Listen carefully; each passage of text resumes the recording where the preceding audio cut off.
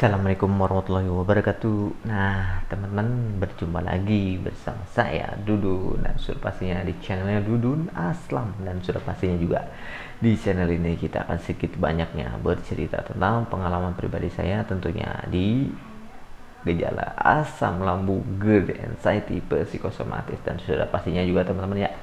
Di sini saya akan menceritakan pengalaman pribadi saya, teman-teman ya.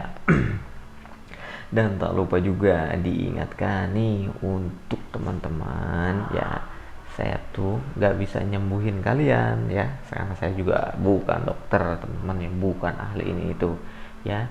Saya di sini cuma sekedar ya menemani kalian ya yang lagi sedang merasakan gak nyamannya dari gangguan asam lambung, GERD, anxiety, psikosomatis teman-teman ya. Dan tak lupa juga teman-teman ya, nih ya, dimohon dibantu ya subscribe-nya, like-nya, agar video ini semakin berkembang, dan sudah pastinya di situ akan menjadi semangat tersendiri teman-teman ya buat saya untuk selalu membagikan video-video tentang pengalaman pribadi saya teman-teman ya. Dan jangan juga lupa nih untuk loncengnya teman-teman ya diaktifkan ya, agar kalian tuh mendapatkan notifikasinya ya. Sudah pasti itu akan memberitahukan bahwa ada video terbaru dari saya teman-teman ya. Nah gini teman-teman, nah untuk sekarang kan lagi cuaca di daerah saya tuh kan lagi dingin teman-teman ya. Nah kadang misalkan teman-teman yang lagi sering kencing, gak usah ditakutin juga teman-teman ya. Gini alasannya kenapa: satu, namanya lagi cuaca dingin teman-teman ya, kita lagi normal aja, cobalah ingat-ingat dulu ya, lagi normal aja, namanya cuaca lagi dingin tuh pastinya suka sering kencing teman-teman ya, salah satunya. Apalagi misalkan kita sambil minum ya kan, sambil ngopi ya kan. Bagi yang sehat pastinya ya, ngopi mah dihindari aja dulu ya. Untuk yang lagi lambungnya lagi parah-parahnya ya, air putih saja yang hangat. Untuk teman-teman nih, untuk terapi air hangat itu bisa teman-teman ya, untuk sedikit mengurangi ya, mau sedikit banyak itu untuk mengurangi keasaman di lambungnya teman-teman ya. Karena saya pribadi tuh lebih cenderung lebih ke terapi air hangat teman-teman, dan itu pun di jam kerja teman-teman ya. Kalau di rumah ya, namanya di rumah tahu sendiri ya teman-teman ya, pengennya tuh rebahan ya kan, malas-malasan lah ya kan. Tapi justru ya ketika saya mulai banyak perubahan dan saya mulai mengingatnya kembali, ternyata banyak perubahan dari segi kesehatan saya tuh. Karena saya lagi parah-parahnya juga maksain untuk bekerja teman-teman, walaupun ya ketika kerja juga saya nggak semaksimal waktu lagi normal teman-teman ya. Tapi ya saya sudah izin ya kan sama atasan, maksudnya ya saya bilang ya kan, karena saya lagi sedang gangguan lambung ya kan. Saya dapat izin lah untuk masalah kerjanya jangan terlalu aktif lah, dipilah-pilih dulu aja yang sekiranya ringan gitu ya teman-teman. Jadi untuk kencing ya nggak usah ditakutin juga teman-teman ya, wajar lah ya. Apalagi cuacanya lagi dingin, misalnya lagi sering hujan ya kan, itu nggak apa-apa juga teman-teman, justru malah bagus juga ya kan, untuk membuang toksin-toksin dari tubuh kita, salah satunya dengan kencing ya kan. Jadi tetap teman-teman makan minum ya kan, paksain. Kalau nggak dipaksain, penderita asam lambung tuh pengennya tuh rebahan mulu. Nah kalau rebahan mulu, mau kapan sembuhnya? Ayo sekarang pilihannya mau cepet apa mau lambat ya kan. Kalau mau cepet ya ayo mulai dari sekarang, disiplin dulu teman-teman ya. Bukan berarti nantinya nggak boleh, nggak gitu teman-teman, boleh teman-teman ya, cuman yang gitu ala kadarnya aja dulu ya. Demi apa? Demi kesehatan yang senormal-normalnya ya. Seperti itu ya sebenarnya pembahasan lambung. Nah nantinya juga ya kedepannya tuh bakalan nggak jauh dari yang sekarang kita bahas teman-teman ya, karena ruang lingkupnya tuh ya dibilang sedikit-sedikit, cuman untuk bagi penderita asam lambung harus selalu diingatkan ya. Dan kadang videonya tuh jadi gini ya, pertanyaan mereka tuh sebenarnya sudah dijawab teman-teman ya, walaupun dengan satu video juga sudah bisa mewakili teman-teman ya sebenarnya ya. Tapi rasa keponya bagi penderita lambung tuh tinggi teman-teman. Jadi kalau udah pengen ditanyain gitu, maksudnya dipertanyakan dengan sensasi yang sedang lagi dirasain tuh harus langsung dijawab. Padahal mah sudah sering saya jawab, apalagi ini ada ya salah satu teman kita yang lagi terkena gangguan asam lambung gitu ya, saat tipe psikosomatis tuh rajin bener ya nginbox saya.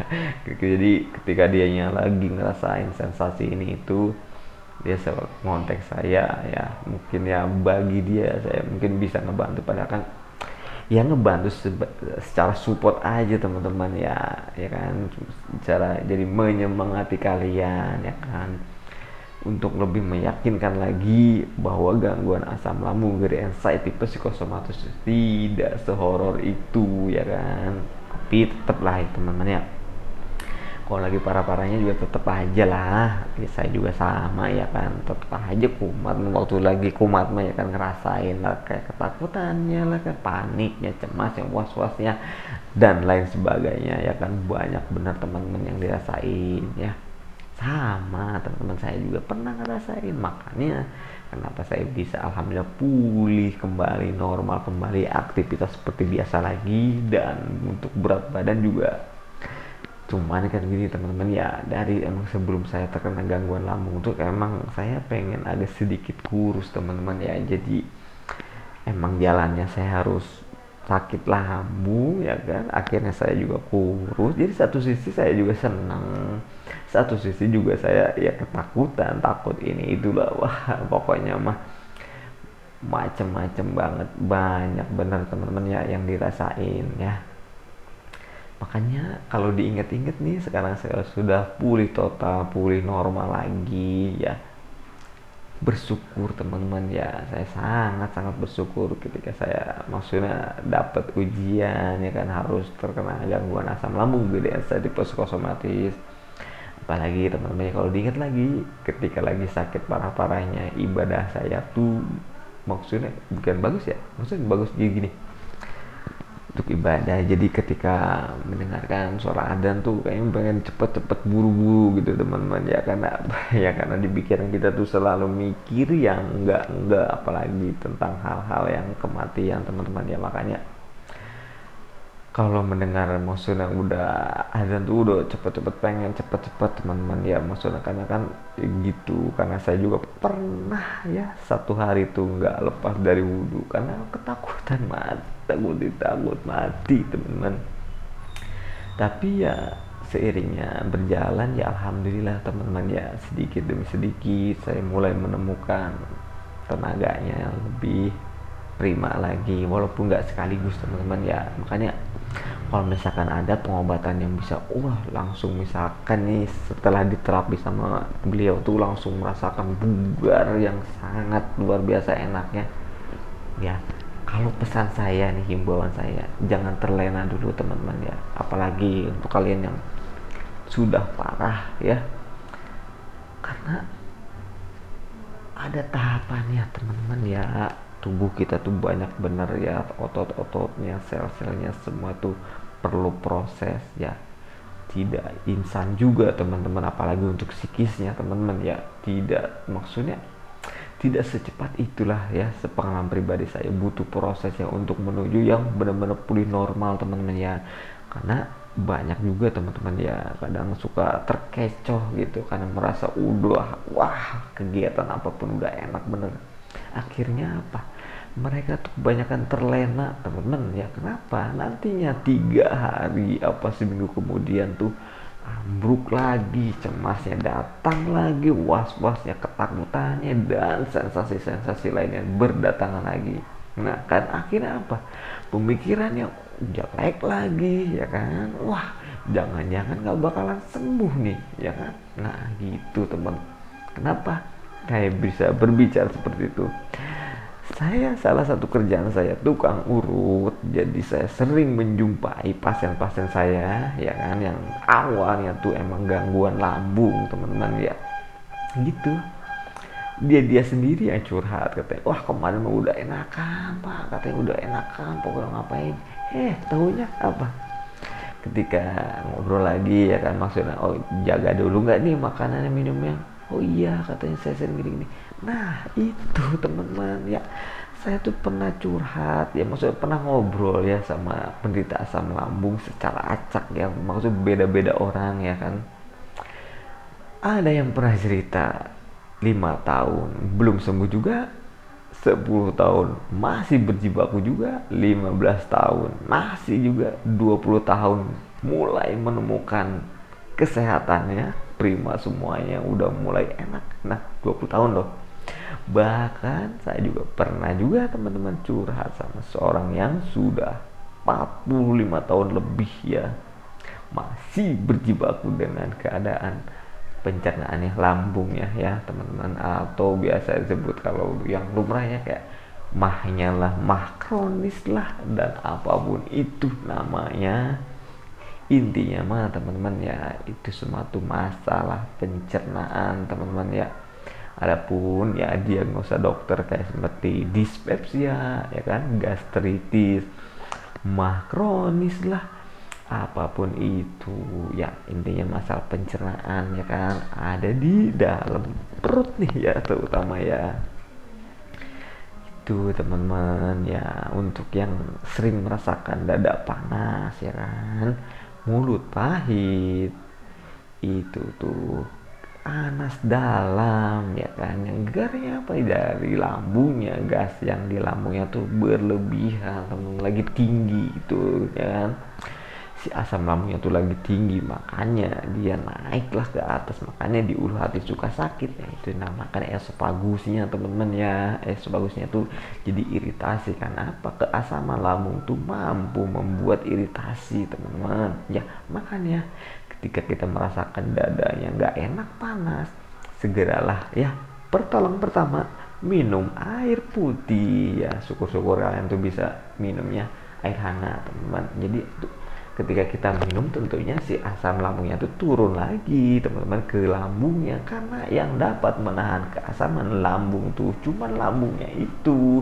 untuk organ lainnya itu jelas tidak mampu bertahan lama. Makanya kenapa ya ada sebagian teman-teman tuh yang giginya banyak bolong ya kan, terus lidahnya wah sariawan yang parah, yaitu ketika lambungnya naik, asamnya lambungnya naik karena kelamaan, akhirnya jadinya iritasi teman-teman ya. Makanya teman-teman jangan males minum, harus dipaksain teman-teman ya. Makanya kalau perlu nih ya, tulis di kertas ya, nanti jam segini saya harus segini, jam segini saya harus seperti ini.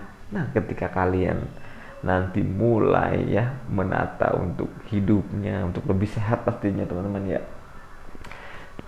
jadi perjuangan kalian tuh tidak akan mengkhianati hasil teman-teman ya, percaya dah, tidak akan mengkhianati hasil ya kan. Kalau misalkan kalian udah jaga ini itu, oke lah teman-teman, untuk sehari 2 hari mah kalian tuh belum ada perubahan yang signifikan sampai itu teman-teman ya, tapi setelah seminggu cobalah kalian ingat-ingat, sih ada perubahan teman-teman ya. Makanya terus karena sampai sekarang saya pun masih menjaga yang gaya hidup sehatnya teman-teman ya, tapi tidak seketat waktu sakit teman-teman ya, karena saya juga tahu, paham ya, maksudnya kalau lagi udah kumat seperti apa rasanya. Makanya sampai sekarang juga minimal lah ya untuk kebutuhan air putihnya ya kan, maksudnya untuk seharinya usahain lah ada masukkan air hangat teman-teman ya. Kalaupun misalkan kalian susah katanya, udah air dingin biasa nggak masalah ya teman, tapi ya usahain ya teman-teman untuk kalau benar-benar terapi ya, cobalah untuk terapi minum air hangat putih, dah itu pasti banyak perubahan teman-teman ya, disertai dengan makanan buahnya ya.